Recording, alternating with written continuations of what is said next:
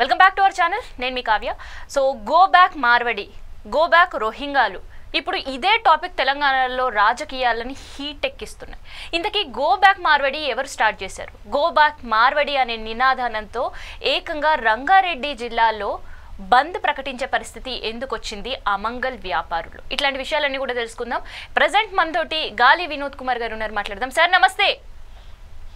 నమస్తే సార్, ఏంటి మళ్ళీ సంవత్సరాల తర్వాత గో బ్యాక్ మార్వడి అనే నినాదం వినిపిస్తుంది? అసలు ఏంటి ఈ నినాదం? ఏంటి అమ్మా? ఇది నినాదం కాదమ్మా, విధానం.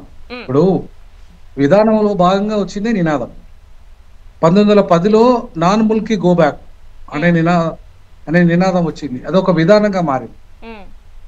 నిజాం హయాంలోనే ఎవరైతే ఉత్తరాది వాళ్ళు ఉన్నారో ఈ దక్కన్ పీఠభూమిలో మీరు వచ్చి దోపిడీ చేస్తున్నారు, మీరు మా ఉద్యోగాలను కొట్టేస్తున్నారు, మా సంపదను కొట్టేస్తున్నారు, మా వ్యాపారాలను కొట్టేస్తారు అని చెప్పేసి నిజాం హయాంలోనే 1910లోనే నాన్ ముల్కీ గో బ్యాక్ వచ్చింది. అది ఆంధ్రలో కోసం రాలే, అది తప్పు. అది ఆంధ్రల కోసం వచ్చింది అనేవి ఎవరైతే కొంతమంది తప్పుడుగా దాన్ని చేసి ప్రచారం చేశారు, కానీ అది ఉత్తరాది వాళ్ళ కోసం వచ్చింది. సో ఈ ఉత్తరాది వాళ్ళు ఇప్పుడు చాలా విపరీతంగా తిష్ట వేశారు. ఆ రోజు నుండి 1910 నుండి ఈ రోజు వరకు కూడా వాళ్ళు ఎవరు వెళ్ళిపోలే. ఇవాళ మనం ఆంధ్ర వాళ్ళని గో బ్యాక్ అని తప్ప ఉత్తరాది వాళ్ళు గో బ్యాక్ అనలే.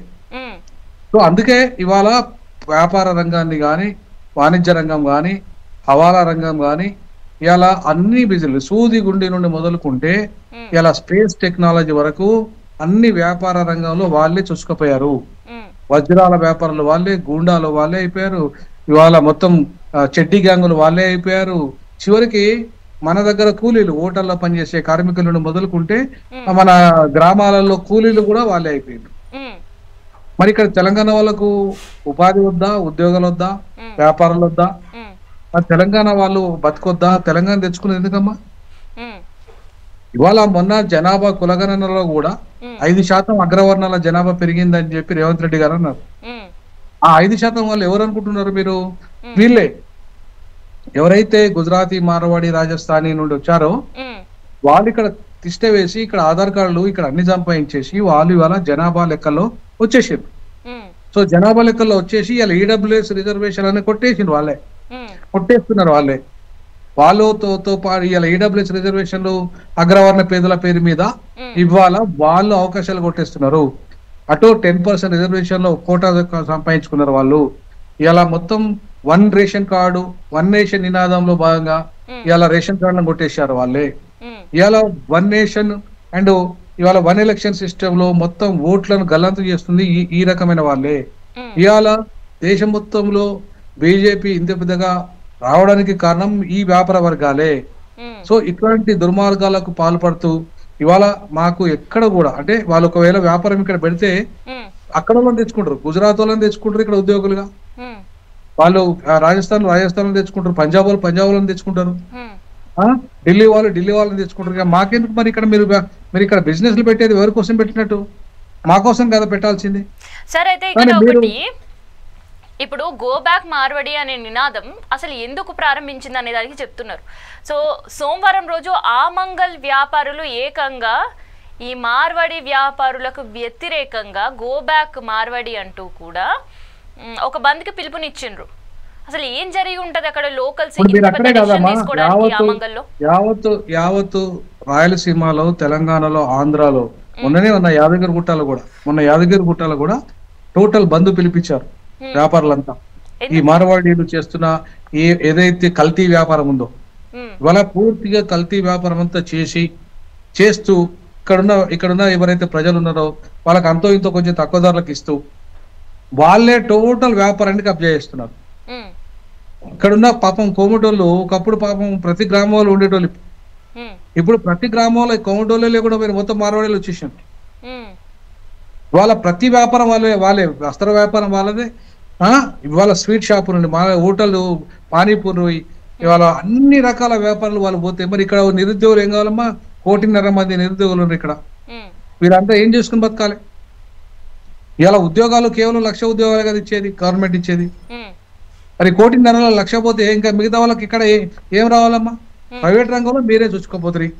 ఇవాళ మొత్తం ప్రైవేట్ ఉద్యోగాలలో మీరే అయితే ఉన్నారు. వీళ్ళు దూసుకుపోయినరు, మార్వాడీలు ఇక్కడ వచ్చి స్థిరపడ్డారు, వ్యాపారాలు చేసుకుంటున్నారు, కోట్లు సంపాదిస్తున్నారు అంటే మార్వాడీలు 10 సంవత్సరాల్లో కాదు, నిజాం నవాబుల కాలంలో నుంచి కూడా మార్వాడీలు ఇక్కడే తెలంగాణలో ఉంటున్నారు, హైదరాబాద్ కేంద్రంగా కూడా వ్యాపారాలు సాగిస్తున్నారు.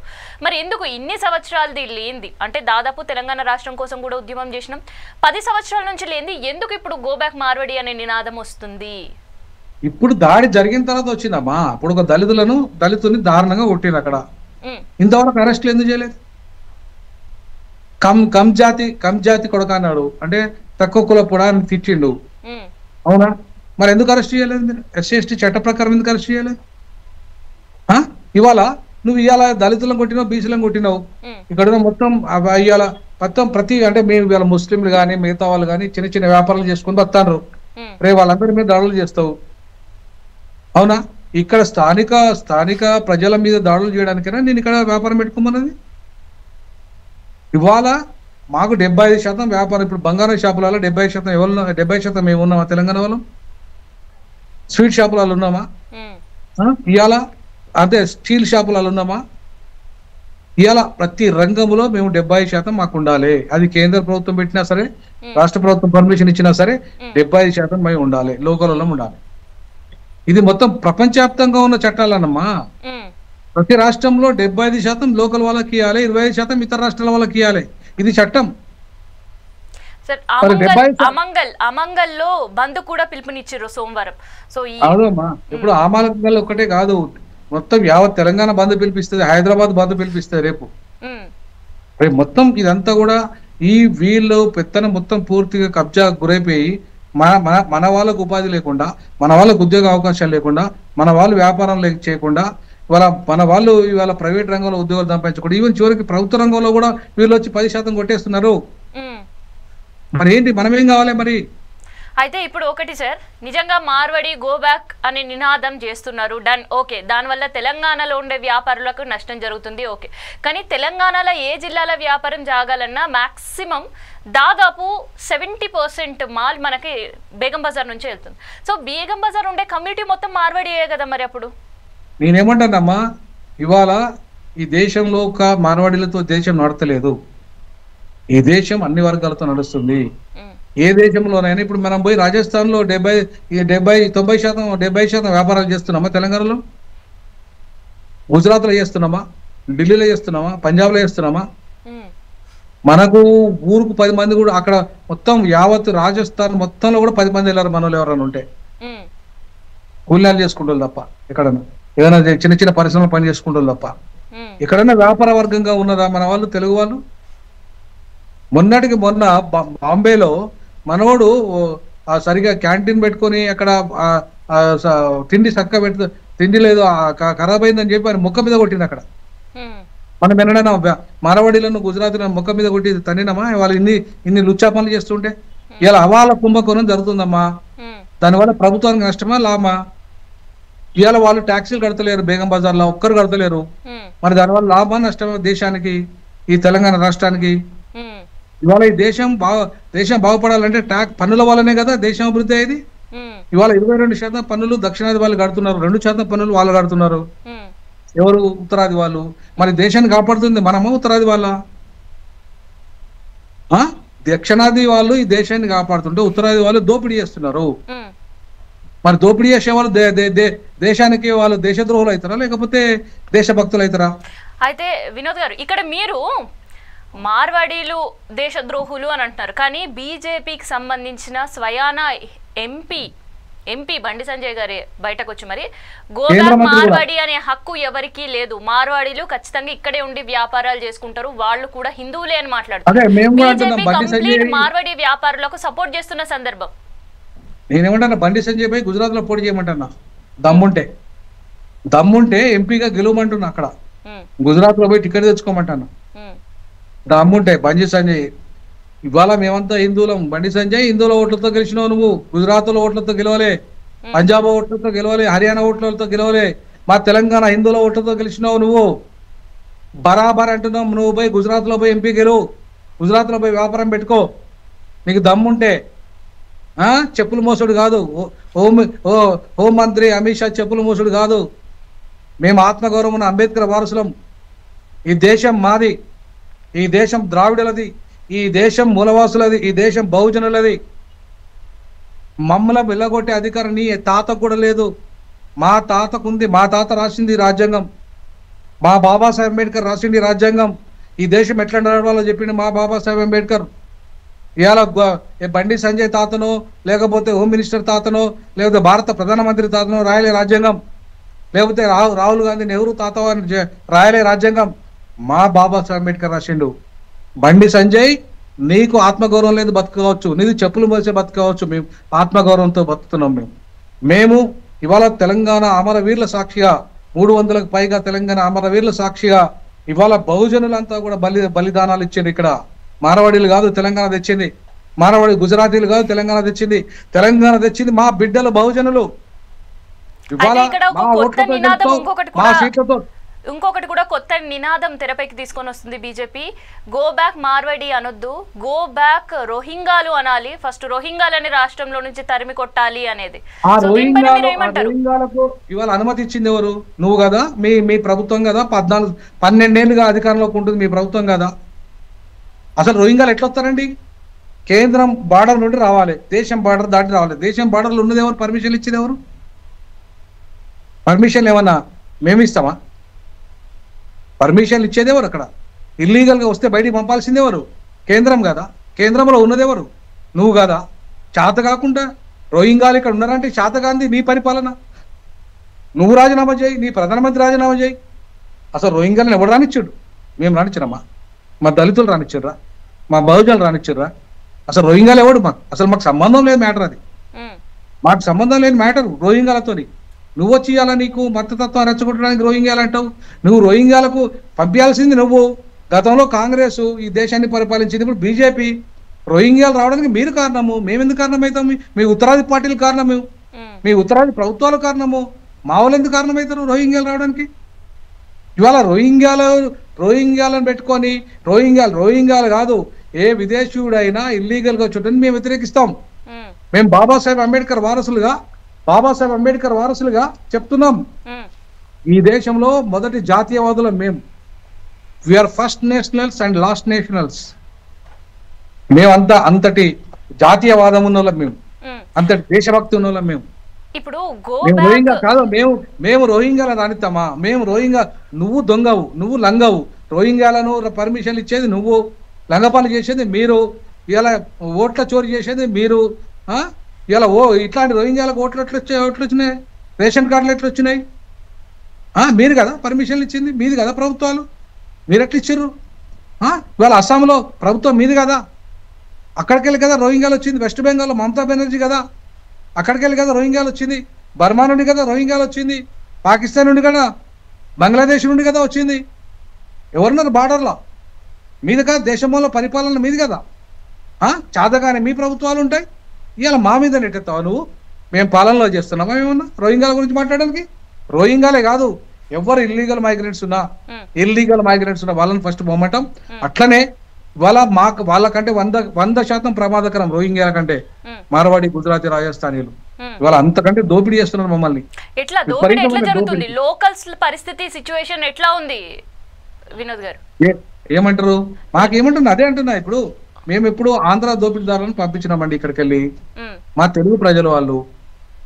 తెలుగు ప్రజలు కేవలము రాజకీయ దోపిడీ చేసిన అగ్రవర్ణాలే ఇవాళ ఆంధ్ర వాళ్ళు దోపిడీదారులుగా ఉన్నారు. అంతేగాని బహుజనులు లేరు, ఆంధ్ర బహుజనులు లేరు. తెలంగాణలో కూడా అంతే. తెలంగాణలో దోపిడీదారులు ఎవరు ఉంటారు? ఆధిపత్య కులాలు ఉంటాయి. ఇవాళ ఉత్తరాది వాళ్ళంతా కూడా దోపిడీదారులు ఎవరు? ఆధిపత్య కులాలే. మేము వాళ్ళకి వ్యతిరేకం, వాళ్ళ విధానాలకు వ్యతిరేకం, దోపిడీకి వ్యతిరేకం. మేము దోపిడీ విధానాలకు వ్యతిరేకం. ఇక్కడ లోకల్ వాళ్ళకి 75% వాటా రావాలి. తెలంగాణ ప్రజలు నీళ్లు, నిధులు, నియామకాల కోసం కొట్లాడిండ్రు. ఇవాళ మా వ్యాపారాల గురించి కూడా మాకు రావాలి. మాకు ఉపాధి స్వయం ఉపాధి లేదు, మాకు ఉద్యోగ అవకాశాలు లేవు. మాకు మీరు వచ్చి కొట్టేస్తానంటే ఎక్కడ? అయితే ఇప్పుడు మార్వాడీల వల్ల గ్రామాల్లో కావచ్చు, మండలాల్లో జరుగుతున్న ఇబ్బందులు ఏంటి అసలు? అంటే ఇప్పుడు హైదరాబాద్ కేంద్రంగా మీరు అన్నట్టు జ్యువెలరీ షాప్స్ ఉన్నాయి, బేగం బజార్ మార్కెట్స్ ఉన్నాయి, హోల్సేల్ మార్కెట్స్ ఉన్నాయి. ఓకే, గ్రామాలలో హోటల్ వాళ్ళే, గ్రామాలలో ఇవాళ స్వీట్ షాపులు వాళ్ళే, గ్రామాలలో ఇలా మొత్తం వడ్డీ వ్యాపారం వాళ్ళదే, గ్రామాలలో ఇవాళ టోటల్ గా వాళ్ళు భూములు కబ్జా చేశారు. కొనేశారు. ఇవాళ టోటల్ గా ఇవాళ మండలాలలో అదే పరిస్థితి, సిటీలో అయితే టోటల్ వాళ్ళదే రాజ్యం. మరి మేమే ఇప్పుడు తెలంగాణ తెలుసుకునేది ఎందుకు? మార్వాడుల కోసమా, గుజరాతీల కోసమా, రాజస్థానీల కోసమా? కాదు కదమ్మా. తెలంగాణ తెచ్చుకుంది మా బతుకులు బాగు చేయడం కోసమే కదా. మరి మా బతుకులు బాగుపడాలంటే మాకు అవకాశాలు ఉండాలి కదా, ఇక్కడ మాకు ఉద్యోగాలు ఉండాలి కదా, మాకు వ్యాపారాలు ఉండాలి కదా. మా బడ్జెట్ మీరు కొట్టేస్తున్నారు, మా వ్యాపారాలను మీరు కొట్టేస్తున్నారు. ఇప్పుడు మా ఉద్యోగాలు మీరు కొట్టేస్తున్నప్పుడు మిమ్మల్ని గోబ్యాక్ అనకపోతే మీరు ఉండండి అంటమ్మా. మా 75% వాటా మాకు ఉండాల్సిందే, ఉండేదాకా కొట్లాడతాం. వాళ్ళు ఎక్కడైతే కబ్జాలు చేశారో మా వ్యాపారాలలో, మా ఉద్యోగాలలో, మా సంపదలో, మా పరిశ్రమల్లో ఖచ్చితంగా వాళ్ళు అక్కడికి పోయి ఆడివి పెట్టుకోండి మీరు వ్యాపారాలు. అక్కడ మీ రాష్ట్రాలను డెవలప్ చేసుకోండి, ఇక్కడ మా రాష్ట్రాన్ని మేము డెవలప్ చేసుకోండి. అది అసలు పాసిబుల్ అయ్యే పరిస్థితేనా? అంటే అనుకోవడానికి చాలా ఈజీగానే ఉంది కానీ అసలు నిజంగా అది పాసిబుల్ అవుతుందా? మార్వాడీలని వెళ్ళగొడితే ఇప్పుడు ఇక్కడ ఉండే హోల్సేల్ మార్కెట్ల పరిస్థితి ఏంది? తప్పకుండా అవుతుందమ్మా. ఇవాళ జీరో వ్యాపారం రద్దు అయిపోతుంది. మీరంతా జీరో వ్యాపారం చేసి దేశాన్ని దేశద్రోహం చేస్తాను. మీరు దొంగతనాలు చెడ్డి గ్యాంగులను పంపి దొంగతనాలు చేసుకుంటూ దేశద్రోహం చేస్తాను. చట్ట వ్యతిరేకమైన పనులు చేస్తాను మీరు. అవాలా కుంభకోణాలు చేస్తూ చట్ట వ్యతిరేకమైన పనులు చేస్తాను మీరు. మరి దేశాన్ని ద్రోహం చేసినట్టు కదా ఇది. బండి సంజయ్ హోమ్ మినిస్టర్ హోదాలో ఉండి ఈ వాళ్ళని సమర్థిస్తాడా ఇదైతే దేశద్రోహులను, ఈ హవాలా కుంభకోణాలు చేసిన వాళ్ళను, ఈ చెడ్డి గ్యాంగులను, ఈ జీరో వ్యాపార మాలను చేసిన వాళ్ళను, ఈ జిఎస్టీ కట్టిన సపోర్ట్ చేస్తాడు ఆయన? చెప్పమనండి బహిరంగంగా. ఇప్పుడు మీరు అన్నట్టు అందరూ అయితే జిఎస్టీ ఎగ్గొట్టి తిరిగే వాళ్ళు అయితే లేదు, జిఎస్టీ కడుతూ నిక్కచ్చిగా వ్యాపారం చేసే మార్వాడీలు కూడా ఉన్నారు కదా. మరి అది 5%. వాళ్ళని ఏమంటలేదు 5%. 90% ఈ 90% కడతలేరు వాళ్ళ మొమ్మంటున్నాం. ఇప్పుడు మీరు పొండి అనగానే పోయే పరిస్థితిలో మార్వాడి కమ్యూనిటీ అయితే అసలు లేదు. గో బ్యాక్ మార్వాడిని అసలు వాళ్ళు పట్టించుకునే సిచ్యువేషన్స్ లో కూడా లేదు. ఎందుకంటే మార్వాడి కమ్యూనిటీ తెలంగాణలో అంత పాతుకుపోయింది. ఆంధ్ర గో బ్యాక్ అని నినాదం ఇచ్చిన పోలేదా వాళ్ళు? దానికోసం ఒక పెద్ద ఉద్యమం చూసినాం, తెలంగాణ ఉద్యమం. ఇక్కడ అది అంతకంటే డబుల్ ఉద్యమం వస్తుందమ్మా. ఇంకా అంతకంటే డబుల్ ఉద్యమం వస్తుంది. వీళ్ళు పోకపోతే వీళ్ళు మా మీద అట్లనే అణిచివేస్తానంటే ప్రజలు ఊరుకోరమ్మా. ప్రజలు ఊరుకోరు. తెలంగాణ ప్రజలు ఉద్యమాల గడ్డ, ఇది పోరు గడ్డ. తెలంగాణ సాయుధ పోరాటం నడిపిన గడ్డ, నక్సలైట్ పోరాటం గడిపిన గడ్డ. తెలంగాణ మలిదశ పోరాటం, తొలిదశ పోరాటము, మలిదశ పోరాటాలు అడ్డ ఇది. ఇక్కడ నువ్వు నిష్ఠారాజ్యం చేస్తానంటే, దోపిడీ చేస్తా అంటే సహించకుండా కూర్చోమంట. అంటే కేంద్ర రాష్ట్ర ప్రభుత్వాలు తెలంగాణ ప్రజల కోసం పెట్టినామా, ఏర్పాటు చేసుకున్నామా? బండి సంజయ్ లాంటి వాళ్ళు ఎంపీ గెలిపించింది వాళ్ళకు మార్వాడి గుజరాత్ల కోసమా, తెలంగాణ ప్రజల కోసమా? సో బండి సంజయ్ కానీ లేకపోతే ఇంకా మన ముఖ్యమంత్రి కానీ వీళ్ళంతా కూడా ఇవాళ మనకు చేయాలన్నా సేవ, వాళ్ళు మనకు చేయాలన్నా సపోర్టు వాళ్ళకు చేస్తారా? సో కాబట్టి తెలంగాణ ప్రజల సొత్తును దోపిడీ చేస్తున్న దోపిడీదారులు ప్రాంతేతరులు అయితే ప్రాంతం అవతల తరమేమని చెప్పేసి కాళోజీ గారు అన్నారు. ప్రాంతం వాడైతే ప్రాంతం లోపల పాత్ర పెట్టమన్నాడు. మరి ప్రాంతేతరుడు వచ్చి దోపిడీ చేస్తారంటే మనం ఊరుకుంటామా? ఊరుకోవాలా?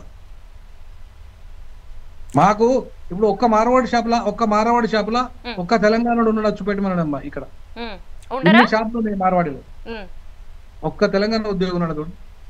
ఇప్పుడు సపోజ్ ఈ బస్తీలలో కావచ్చు, లేదంటే హైదరాబాద్ లో చాలా ప్లేసెస్ లో కాలనీలలో కావచ్చు, ఒక 10 కిరాణా షాపులు ఉంటే అందులో మార్వాడీలు ఎంత వరకు ఉన్నారు?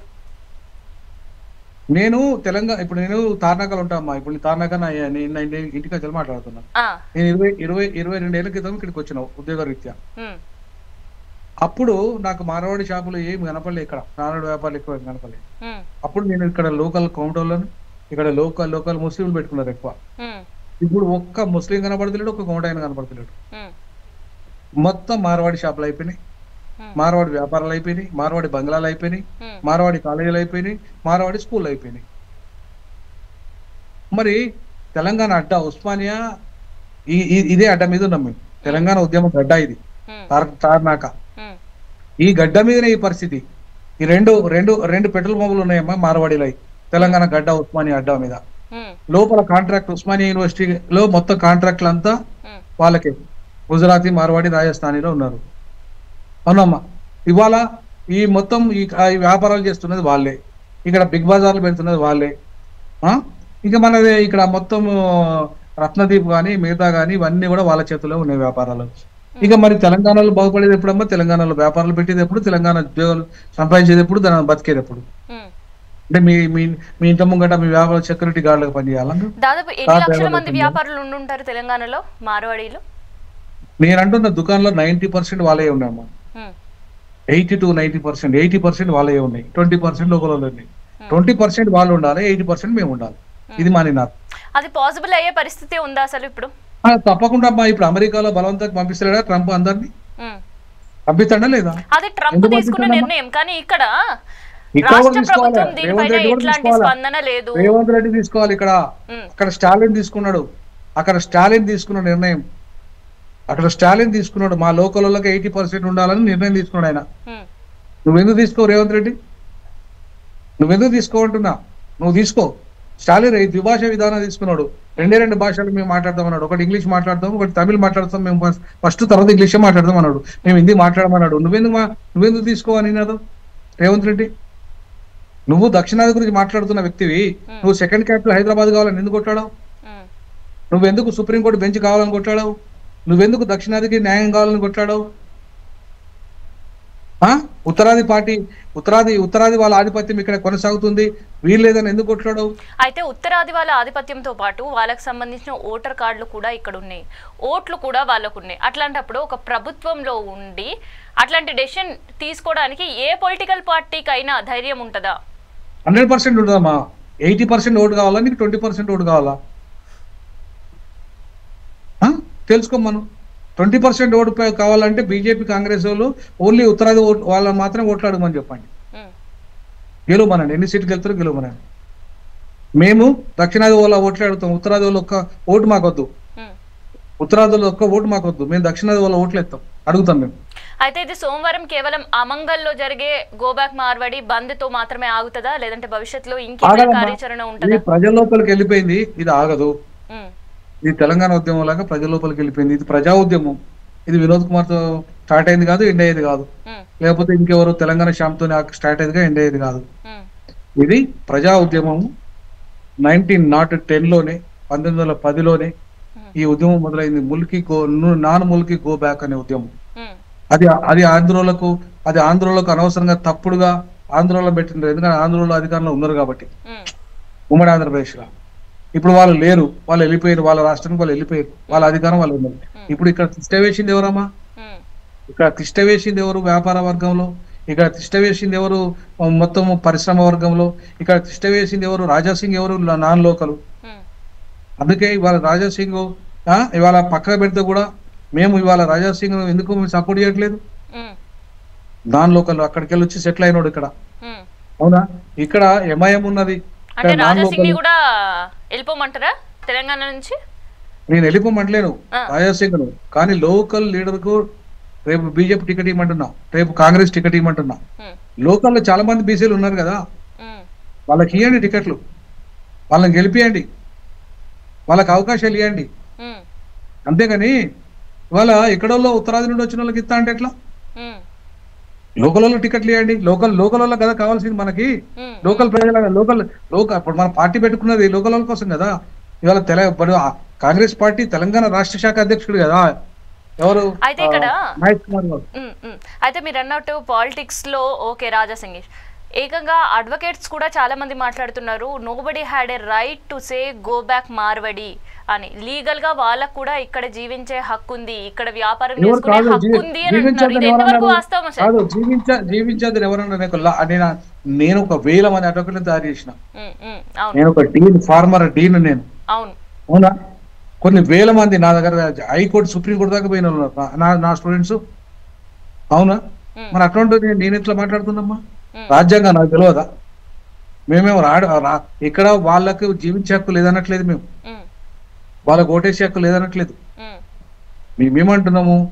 75% లోకల్ చట్టం ఉంది, 75% ఇక్కడికే వ్యాపారాలన్నీ లోకల్ వాళ్ళకి ఇవ్వాలి, ప్రైవేట్ ఉద్యోగాలు లోకల్ వాళ్ళకి ఇవ్వాలి, 95% లోకల్ వాళ్ళకి ఇవ్వాలి ఉద్యోగాలు, ప్రభుత్వ ఉద్యోగాలు 95%, ప్రైవేట్ ఉద్యోగాలు 75% ఇవ్వాలి, ప్రైవేట్ వ్యాపారాలు 75% ఇవ్వాలి. మరి మీరు ఇస్తున్నారా? ఎందుకు ఇవ్వట్లేదు? అంటే అది సరే చట్టం కాదు ఇప్పుడు కాదు మీరు ఇదే అన్నట్టు ఇదే ఇదే అడ్వకేట్లు ఎవరైతే మాట్లాడుతున్నారో మరి ఇది కూడా చట్టమైన విషయం తెలుసుకోమని చెప్పండి వాళ్ళు. ఉమ్. ఇది అయితే కూడా చట్టమే, ఉమ్, ఇది రాజ్యాంగం ద్వారా వచ్చింది. ఉమ్. అయితే అది మీరన్నట్టు ఇప్పుడు మార్వాడి వ్యాపారస్తుల దగ్గర తెలంగాణ లోకల్స్ గనక వాళ్ళు డిప్లాయ్ చేసుకుంటే అది ఓకేనా? 100% ఓకే. నేను ఏమంటానంటే 75% వ్యాపారాలు మాకు ఇవ్వండి, ఉమ్, ఉద్యోగాలు మాకు ఇవ్వండి, ఉమ్, ప్రైవేట్ రంగం, ఐటీ రంగం కానీ, ఫార్మా రంగం కానీ, బ్యాంక్స్ కానీ, ఉమ్, ఎక్కడెక్కడైతే మొత్తం ప్రైవేట్ రంగం ఉందో 75% మా లోకల్లోకి ఇవ్వండి, 25% మీరు తీసుకోండి, మాకు అభ్యంతరం లేదు. ఉమ్, అన్ని ప్రభుత్వ రంగంలో 90% మాది, ఉమ్, 5% నాన్ లోకల్ వాళ్ళది. ఉమ్, ఇవి మాకు కావాలి, మా డిమాండ్ అది. ఉమ్, మా లోకల్లో మీరు దాడులు చేస్తే మేము ఊకోం. ఉమ్. మీరు 20% ఉన్నారు, మేము 80% ఉన్నాం ఇక్కడ. అయితే ఇక్కడ తెలంగాణ శ్యామను, లేదంటే సింగర్ రమేష్ అను, లేదంటే మీరనా, ఈ ఉద్యమం ముగ్గురే ప్రారంభించారా? ఒక ఆమంగల్ కి సంబంధించిన వ్యాపారులు బ్రాండ్ ప్రకటిస్తే మార్వాడీలు తెలంగాణ రాష్ట్రాన్ని వదిలి వెనక్కి వెళ్ళిపోయే పరిస్థితి ఉంటుందా? అది పాసిబులేనా? మీరు తెలంగాణ ఉద్యమము స్టార్ట్ అయింది ఎంత మందితోనమ్మా? 69లో స్టార్ట్ అయింది 7 కోట్లతోని. తర్వాత అది 7 కోట్ల మొత్తం దేశం మొత్తం ప్రపంచం మొత్తం వ్యాపించింది, అవునా? తర్వాత మలిదశ ఉద్యమం కూడా ప్రారంభమైన తర్వాత విద్యార్థులు, మా పోరగాళ్ళు 24 మంది స్టూడెంట్స్ ఆర్ట్స్ కాలేజ్ ముంగట స్టార్ట్ చేశారు. నేను అక్కడ ప్రొఫెసర్ అప్పుడు 2009లో. ఎంతమంది, ఎన్ని కోట్ల మందికి స్ఫూర్తినిచ్చిందమ్మా ఆ ఉద్యమం? 24 మందే స్టార్ట్ చేసింది. ఇట్లాగే ఇవాళ మేము కొంతమంది మాట్లాడుతున్నాం కావచ్చు, కానీ దీని వెనుక కోట్లాది మంది ప్రజల యొక్క మనోభావం ఉంది, తపన ఉంది. ఇవాళ చూడండి మీరు సోషల్ మీడియాలో 70% ప్రజలు మార్వాడి, గుజరాతీ, రాజస్థానీ, ఉత్తరాది గో బ్యాక్ అంటున్నారు. 70% సపోర్ట్ చేస్తున్నారు, 30% వాళ్ళని సపోర్ట్ చేస్తున్నారు. మరి 70% అంటే మెజార్టీ అభిప్రాయమా, 30% మెజార్టీ అభిప్రాయమా? సో మెజార్టీ అభిప్రాయము. అయితే ఇక్కడ ఆంధ్ర తెలంగాణ ఉద్యమం జరిగినప్పుడు తెలంగాణకి సపోర్ట్ చేసిన పొలిటీషియన్స్ మనం చూసినాం, కానీ ఇప్పుడు ఏకంగా మార్వాడి వ్యాపారులకి సపోర్ట్ చేసి ఎవరు అనొద్దనే కేంద్ర మంత్రులనే చూసినప్పుడు అసలు అది పాసిబుల్ అవుతుందా? అదొక బీజేపీ అమ్మా, అదొక బీజేపీ. బీఆర్ఎస్ అనట్లేదే, లోకల్ పార్టీ. కాంగ్రెస్ అనట్లేదే, అధికార పార్టీ. వాళ్ళు బీజేపీ వాళ్ళు ఉత్తరాది వాళ్ళు, మార్వాడీలు, గుజరాతీల పైసలతో గెలిచేటోళ్ళు. గుజరాతీ అధ్యక్షుడు, దేశ ప్రధానమంత్రి గుజరాత్ వాడే ఉన్నాడు, దేశ హోమ్ మినిస్టర్ గుజరాత్ వాడే ఉన్నాడు, దేశంలో కీలకమైన పదవులన్నీ గుజరాతీలో ఉన్నాయి. ఆ గుజరాతీ మోచేతు నీళ్ళు తాగుతున్నా బండి సంజయ్ మాట్లాడుతున్నాడు. గుజరాత్లో చెప్పులు మోస్తున్నా బండి సంజయ్ మాట్లాడతారు సహజం. దానికి మేము భయపడతామా? మరి ఈ ఉద్యమం పరిస్థితి ఏంది? గో బ్యాక్ మార్వాడి అనే నినాదంతో ఆగిపోతుందా? మరి ఏం జరగబోతుంది భవిష్యత్తులో? ఉద్యమం ప్రజలది, ప్రజలు కొట్లాడతారు. ఉద్యమం కొంతమందిది కాదు, ఇది ఆలోచన మాత్రమే, మాలాంటి వాళ్ళది ఆలోచన మాత్రమే. 2013లో అమ్మా కామన్ క్యాపిటల్ వద్దు, సెకండ్ క్యాపిటల్ చేయండి హైదరాబాద్ అని 22 మంది సీమాంధ్ర తెలంగాణ ఎంపీలతో నేను కాన్స్టిట్యూషన్ క్లబ్ ఢిల్లీలో మాట్లాడినా, మీటింగ్ పెట్టినాము. అప్పుడు సీమాంధ్ర ఎంపీలంతా కూడా తెలంగాణ వద్దన్నారు. నేను అన్నా తెలంగాణ ఇస్తారా భయ్, మీకోసం కాదు, దక్షిణాదిని వీక్ చేయడం కోసం ఇస్తారని చెప్పిన. తెలంగాణ ఇచ్చిరా లేదా? అప్పుడు నేను ఏం చెప్పినా, మీరు సెకండ్ క్యాపిటల్ అడగండి రా, కామన్ క్యాపిటల్ వద్దు, 10 ఏళ్ల తర్వాత ఆంధ్రలో వెళ్ళిపోవాల్సి వస్తుంది ఇక్కడికి వెళ్ళి హైదరాబాద్ నుండి. మీరు సెకండ్ క్యాపిటల్ కనుక ఉంటే మిమ్మల్ని ఎవడు వెళ్ళగొట్టాడని చెప్పిన. మరి వాళ్ళకి బుద్ధి ఉండాలి కదా. అంత వ్యాపారవేత్తలు, రగరపాటి రాజగోపాల్ లాంటి వాళ్ళంతా వ్యాపారవేత్తలు, ఎంపీలు అయినరు. వాళ్ళకి బుద్ధి జ్ఞానం లేక ఇవాళ ఏమైంది వాళ్ళ పరిస్థితి? అక్కడికి వెళ్ళిపోయినరు, హైదరాబాద్ లో స్థానం లేకుండా పోయింది వాళ్ళకు. అదే సెకండ్ క్యాపిటల్ వచ్చి ఉంటే ఇప్పటివరకు ఆంధ్రలో కూడా అవకాశం ఉండేది కదా. ఇక్కడ నేను ఇప్పుడు కూడా అంటున్నా, ఉన్న మార్వాడీలనే గో బ్యాక్ అంటున్నారు, మరి ఆంధ్ర వాళ్ళకి ఎట్లా వెల్కమ్ చెప్తున్నారు? ఆంధ్ర వాళ్ళకి ఎందుకు వెల్కమ్ చెప్తున్నా అంటే, ఇవాళ సౌత్ ఇండియా ప్రజల వాళ్ళంతా, సౌత్ ఇండియా ప్రజలందరికీ చెప్తా, ఆంధ్ర వాళ్ళకి ఒకటే కాదు, తమిళ వాళ్ళకి, కన్నడ వాళ్ళకి, కేరళ వాళ్ళకి అందరికి చెప్తా. అంటే మార్వాడీలు మాత్రం వెళ్ళిపోండి, మిగతా వాళ్ళందరూ వచ్చి తెలంగాణలో వ్యాపారం చేసుకోవచ్చని వెల్కమ్ చెప్తున్నారా సార్ మీరు? అవును, మేము ప్రపంచంలోనే నంబర్ 1 స్థానంలో ఉన్నాం, దక్షిణాది వాళ్ళం. ప్రపంచంలో ఐటీ రంగంలో ప్రపంచం, అమెరికాను శాసిస్తుంది ఎవరండి? సౌత్ ఇండియా, సుందర్ పిచాయ్, సత్య నాదెండ్ల, వీళ్ళంతా ఎవరు? సౌత్ ఇండియన్సా, నార్త్ ఇండియన్సా? ప్రపంచ ఐటీ రంగాన్ని శాసిస్తున్నాం, ప్రపంచ ఫార్మా రంగాన్ని శాసిస్తున్నాం మేము. దక్షిణాది నుండి కోవిడ్ 152 దేశాలకు కోవిడ్ సప్లై చేసినాం. ఇక్కడ ఏం నార్త్ ఇండియా ఢిల్లీ నుండి సప్లై ఇక్కడికి వెళ్ళి మనం భారత్ బయోటెక్ ఎక్కడుంది? ఎక్కడుందమ్మా? ఎవరా సైంటిస్టులు? మేము కదా. ప్రపంచానికి 152 దేశాలకు కోవిడ్ టీకా ఇచ్చింది మేము కదా, దక్షిణాది వాళ్ళం కదా. స్పేస్ టెక్నాలజీ చైర్మన్ ఎవరమ్మా? నార్త్ ఇండియన్సా? ఇవాళ మొత్తం భారతదేశాన్ని ప్రపంచంలో చంద్రమండలం తీసుకుపోయి ఇవాళ ఘనత ప్రపంచంలో శాసిస్తున్న ఘనత ఎవరిది? దక్షిణాది వాళ్ళది, మాది. మేము కదా ఈ ప్రపంచాన్ని శాసిస్తున్న వల్ల, మేము కదా ఈ భారతదేశాన్ని నిర్మాణం చేస్తున్నాం, మేము కదా 22% పన్నులు కడుతున్నామా? మీరా? ఉత్తరాది వాళ్ళ? మీరు దోపిడీదారులు, దొంగలు, మీరు ఎక్స్ప్లాయిటర్స్. మీరు భాష పేరు మీద, మతం పేరు మీద ఆధిపత్యం చేస్తున్నారు. ఎక్కడ సైన్స్ అండ్ టెక్నాలజీ డెవలప్ చేసారు మీరు? ఎక్కడ శాస్త్రీయ దృక్పథాన్ని డెవలప్ చేసారు మీరు? మత ఘర్షణలను, కుల ఘర్షణలను మీరు పెంపొందించారు తప్ప ఈ దేశాన్ని అగ్రగ్రామిగా నిలిపింది మేము. 100-200% మీరు పోతే వ్యాపారాలు చేసుకునే శక్తి లేదా ఇది మాకు? అయితే ఇప్పుడు శక్తి ఉంది అంటున్నారు, అసలు వాళ్ళని పంపించే ప్రయత్నం అనేది జరుగుతుందా? 100-200% జరుగుతుంది. రేపు కేంద్రంలో బీజేపీ గవర్నమెంట్ పడిపోతే ఖచ్చితంగా వాళ్ళు ఇక్కడికి వెళ్ళి మైగ్రేట్ కావాల్సిందే. మా వాళ్ళకి, లోకల్ వాళ్ళకి అవకాశాలు రావాల్సిందే. ఇక్కడ రేపు కేంద్రంలో ప్రాంతీయ పార్టీల కూటమి రావాలి. ప్రాంతీయ పార్టీలు అన్ని కూడా రేపు కేంద్రంలో అధికారంలోకి రావాలి. సమైక్య భారతదేశం ఉండాలా, నియంతృత్వ భారతదేశం కాదు. ఒక భాష నియంతృత్వం, ఒక మతం నియంతృత్వ భారతదేశం కాదు మేము కోరుకునేది. సమైక్య భారతదేశం. దేశం అంటే సమైక్య భారతదేశం కావాలి అంటూనే మరి మార్వాడీలు సమైక్య భారతదేశంలో ఉండే హక్కు లేదా? వాళ్ళు అట్లా మాట్లాడతలేరు. వాళ్ళు అట్లా మాట్లాడతలేరు. వాళ్ళు వన్ నేషన్ వన్ ఎలక్షన్ అంటారు, 1 నేషన్ 1 రేషన్ కార్డ్ అంటారు. వీళ్ళంతా మార్వాడీలు అక్కడ ఉండి 1 నేషన్ 1 లాంగ్వేజ్ అంటారు. ఒక హిందీ లాంగ్వేజ్ ఉండాలంటారు ఈ మార్వాడి గుజరాతులు. 1 నేషన్ 1 గాడే అంటారు. ఒక రాముడే ఉండాలంటారు, ఒక హిందూ మతమే ఉండాలంటారు. మేమేమంటాను అట్లా కాదు. 1 నేషన్ మల్టీ స్టేట్స్ అంటే స్టేట్స్ అన్ని కూడా. ఇవాళ అధికరణ రాజ్యాంగంలో ఆర్టికల్ 1 లో ఏం చెప్తుంది? India that is Bharat A union of states అని చెప్తుంది. అంటే ఆ రాష్ట్రాల యొక్క సమైక్యను ఒక భారతదేశం. ఇండియా అంటే మొత్తం ఒక బీజేపీ కాదు. ఇండియా అంటే ఒక మోడీ కాదు. ఇండియా అంటే ప్రజలు, 140 కోట్ల మంది ప్రజలు. 140 కోట్ల మంది ప్రజలు, వాళ్ళ భాషలు, వాళ్ళ సంస్కృతి, వాళ్ళ ఆహార విధానాలు, వాళ్ళ యొక్క ఏంది, వాళ్ళ కల్చరు, వాళ్ళ దేవతలు, వాళ్ళ దేవుళ్ళు అందరూ కలిపితే భారతదేశం. అన్ని పార్టీలు. సరే, ఇప్పుడు అన్ని పార్టీల గురించి కాసేపు పక్కన పెడితే హైదరాబాద్ తెలంగాణ మార్వాడి వ్యాపారులను గోబ్యాక్ అని నినాదం అయితే ప్రారంభం చేసినారు. అయితే ఇక్కడ బీజేపీ లాంటి పార్టీ వాళ్ళకి సపోర్టివ్గా ఉన్న మిగతా పార్టీ వర్షన్స్ ఏంది అనేది ఇప్పటి వరకు తెలియదు. సో ఈ ఉద్యమం ఎట్లా కంటిన్యూ కాబోతుంది?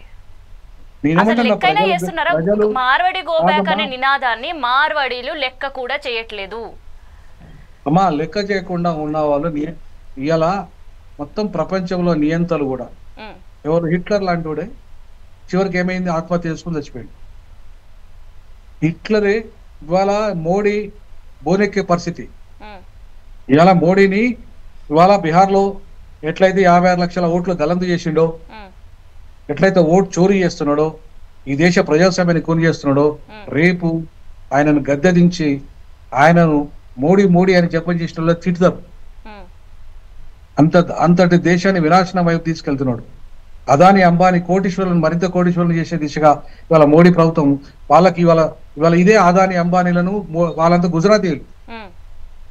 ఆ గుజరాతీయులను డెవలప్మెంట్ చేస్తున్నాడు ఆయన, ప్రజలను కాదు. దేశంలో ఉన్న ప్రజలని, దేశంలో అన్ని ప్రాంతాలని కాదు.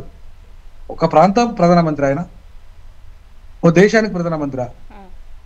మరి అట్లాంటప్పుడు ఒక ప్రాంతానికి మాత్రమే సపోర్ట్ చేస్తే వీళ్ళు వ్యాపారస్తులు, వీళ్ళ మార్వాడి ప్రాంతాన్ని, వీళ్ళ గుజరాత్ ప్రాంతాన్ని డెవలప్ చేసుకున్న వీళ్ళు ఇవాళ అందరి గురించి ఆలోచించే మా తెలంగాణ ప్రజలు ఒకటేనా? కాదు కదా. కాబట్టి ఏమంటారు అసలు తెలంగాణ గురించి మీరు ఏమంటారండి? తెలంగాణ మాది, మా హక్కు, మా జన్మ హక్కు ఇది. మాకు 75% వ్యాపారం మాకు చేతిలోకి రావాల్సిందే. మాకు అలాగే ఉద్యోగాలు 95%, ప్రభుత్వ ఉద్యోగాలు, ప్రైవేట్ ఉద్యోగాలు 70% మాకు రావాల్సిందే. భూమి మా చేతుల్లో ఉండాల్సిందే. అవునా? పరిశ్రమలు మా చేతిలో ఉండాల్సిందే. సో ఇవి రావాలంటే వీటికి సరైన నాయకత్వం ఇవాళ రేపు అందించాల్సిన బాధ్యత ఉంది. సో బాబాసాహెబ్ అంబేద్కర్ వారసులుగా మా మా మా మీద బాధ్యత ఉంది. రేపు నేను Republican party of India Telangana రాష్ట్ర అధ్యక్షుని ప్రమాణ స్వీకారం చేయబోతున్నాను. మా విధానం ఇదే. ఇప్పుడు నేను మాట్లాడుతున్న విధానమే మా విధానం. మా రాజ్యాంగానికి కట్టుబడి పనిచేస్తాం, రాజ్యాంగానికి లోబడి పనిచేస్తాం.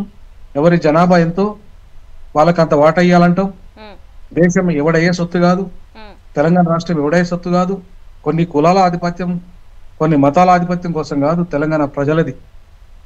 79 సంవత్సరాలుగా అసెంబ్లీ మెట్లెక్కని కులాలు 6,900 కులాలు ఉన్నాయి ఈ దేశంలో. అసెంబ్లీ అంటే తెలియదు వాళ్ళకు.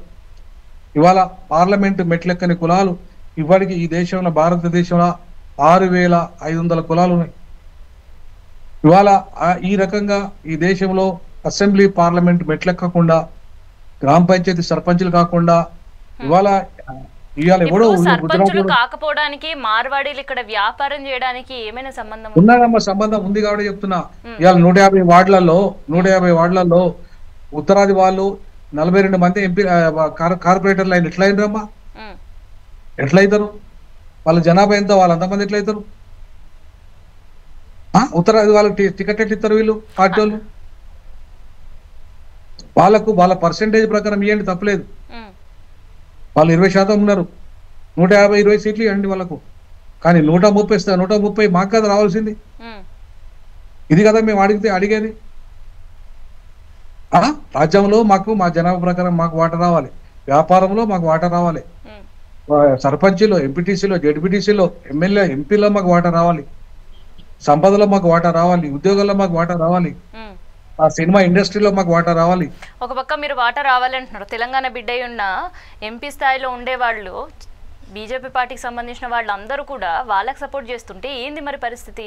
ఏమైతుందమ్మా? అంటే సపోర్ట్ చేసే వాళ్ళు కూడా తెలంగాణ ప్రాంతానికి సంబంధించిన ఎమ్మెల్యేలే ఉన్నారు, తెలంగాణ ప్రాంతానికి సంబంధించిన కేంద్ర మంత్రులే ఉన్నారు.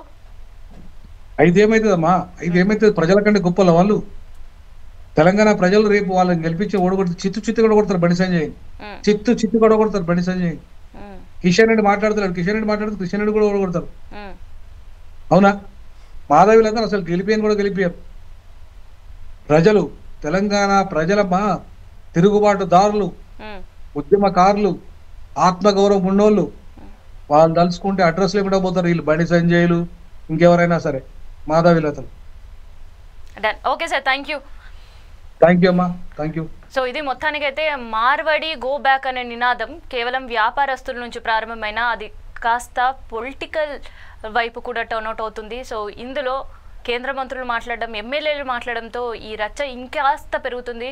సో చూడాలి, అమంగల్ సోమవారం పిలుపునిచ్చిన బంద్కి ఎవరు మద్దతు తెలుపుతారో, అమంగల్ తెలంగాణ వ్యాపారులకి సంబంధించి ఎవరు అండగా నిలబడతారనేది.